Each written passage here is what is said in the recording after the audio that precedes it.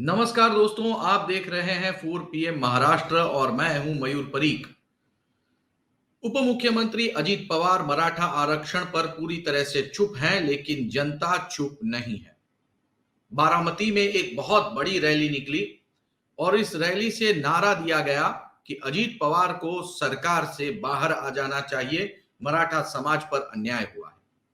इतना ही नहीं, कई सारे मीडिया हाउसेज में इस समय जो स्टोरियां चल रही हैं, जिसमें मराठा समाज के रिएक्शंस आ रहे हैं, अखबारों में जो न्यूज छपी है उसके अनुसार बारामती इलाके के मराठाओं में इस समय आक्रोश है, इसीलिए एक मूक मोर्चा निकाला गया।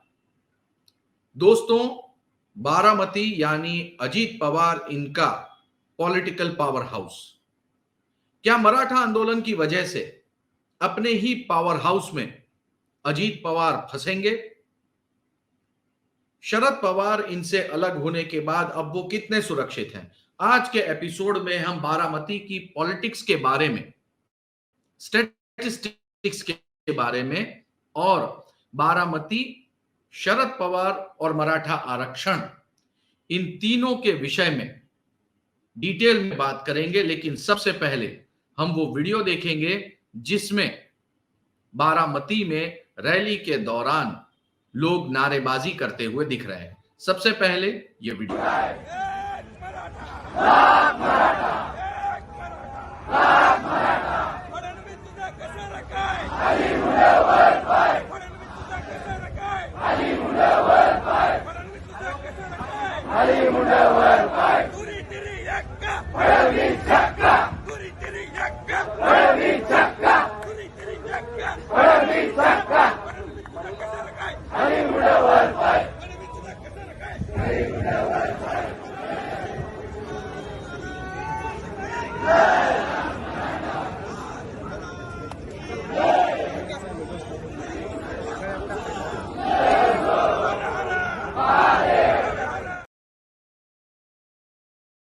दोस्तों, ये जो रैली हुई, इस रैली में उप मुख्यमंत्री और गृह मंत्री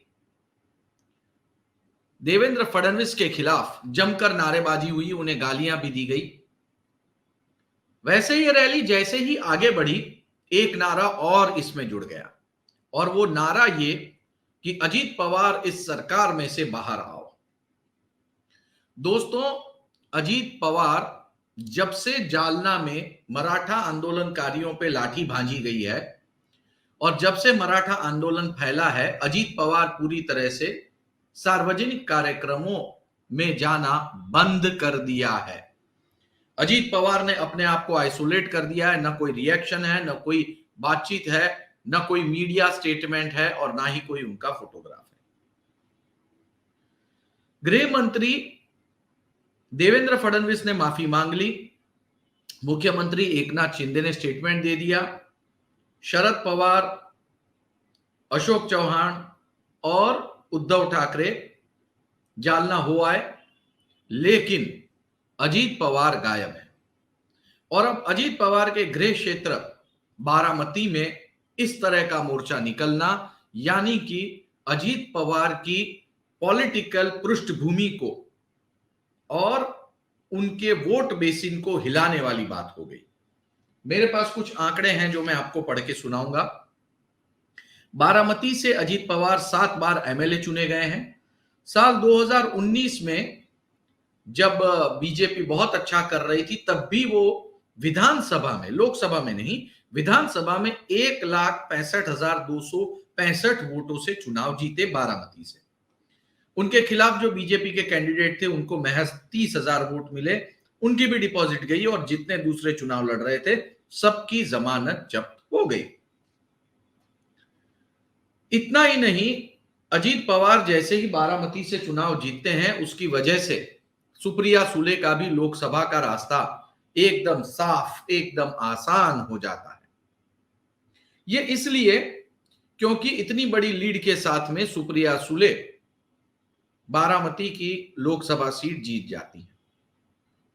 बारामती यानी पवार फैमिली का सबसे बड़ा वोट बेसिन, उनकी सबसे बड़ी ताकत, बिल्कुल उसी तरह जिस तरह से अमेठी और रायबरेली ये कांग्रेस की ताकत हुआ करती थी एक जमाने में। दोस्तों, अब इस तरह का मोर्चा निकलना, इस तरह का आंदोलन निकलना, इसका सीधा और साफ मतलब यह है कि अजीत पवार की वोट बैंक को हिलाना। अजीत पवार ने 2 बड़े कदम उठाए और उन दोनों बड़े कदम उठाने के बाद उनका राजनीतिक भविष्य क्या होगा, इसको लेकर चर्चा गर्म है। पहला तो कदम उनकी तरफ से यह कि वो शरद पवार से अलग हुए, और अब दूसरी बात यह कि मराठा आंदोलन के दौरान वो पूरी तरह से खामोश रहे हैं। इसका बारामती पर सीधा असर पड़ता है। शरद पवार इनसे अलग होने के बाद बारामती में वो जीतेंगे या नहीं जीतेंगे, और जीतेंगे तो कितने मतों से, इसको लेकर सभी कोई सिर्फ कयास ही लगा रहे हैं। अभी भी इस बात की स्पष्टता नहीं हो पाई है कि वहां की जनता शरद पवार के साथ है या अजीत पवार के साथ। शरद पवार, इनका बड़े पैमाने पे बारामती में कुछ ही दिन पहले सत्कार हुआ था, और उसके बाद अब बारामती में जो रैली निकली उसमें अजीत पवार के खिलाफ नारेबाजी हुई।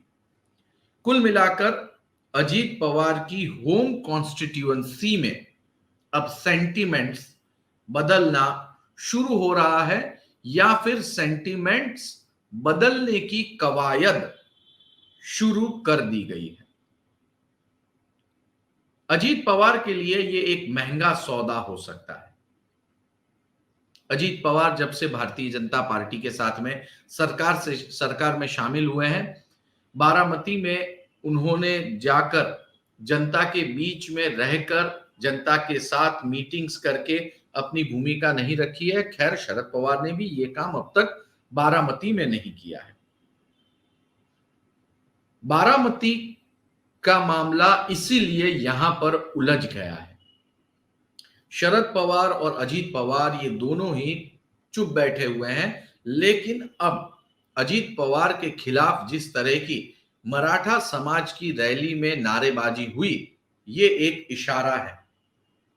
इशारा है अजीत पवार को कि उन्हें जल्द ही फैसले लेने होंगे, सही फैसले लेने होंगे, और जनता के बीच जाकर अपनी भूमिका रखनी होगी, वरना उनके लिए आगे की राह मुश्किल होगी।